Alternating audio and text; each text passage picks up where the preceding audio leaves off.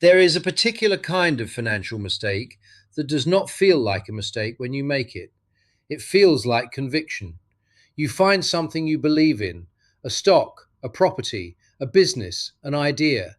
And because you believe in it, you put everything behind it, all your savings, all your focus, all your eggs, as the saying goes, in one basket.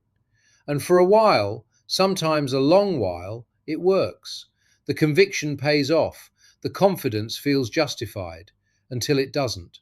Because here is the thing about concentration, it amplifies everything.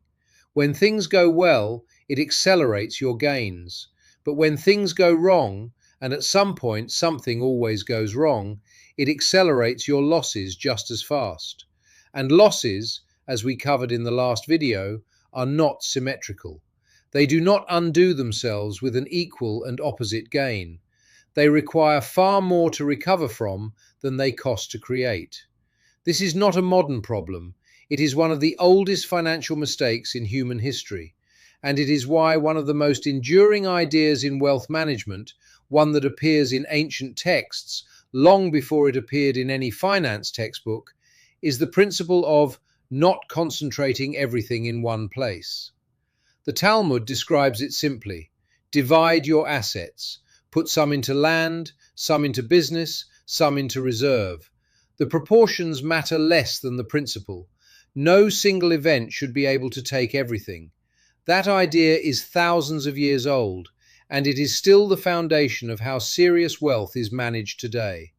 Diversification is a word that gets used a lot in finance, but it is often misunderstood.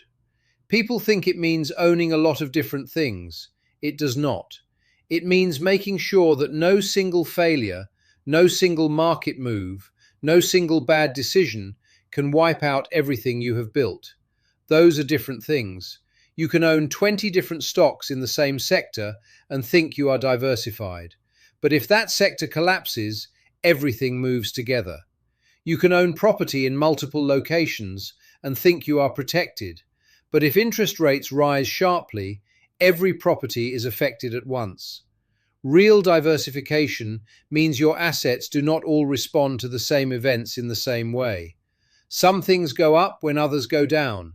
Some things hold steady when others move. The goal is not maximum return. The goal is resilience. And resilience is what keeps you in the game, because the financial life is long, longer than any single investment cycle, any single market trend, any single period of good or bad fortune. The people who build lasting wealth are rarely the ones who make the best individual decisions. They are the ones who survive long enough, through enough different conditions, to let time and compounding do their work. You cannot do that if one bad year takes everything. So before you ask where to put your money, ask something else first. If this went to zero tomorrow, what would I have left?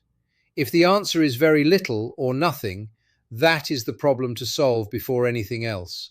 Not which investment to choose, not which market to enter, not which opportunity to pursue. How do I make sure that no single thing, however confident I feel about it, can take everything I have built? That question, asked honestly and answered carefully, is worth more than any investment tip you will ever receive.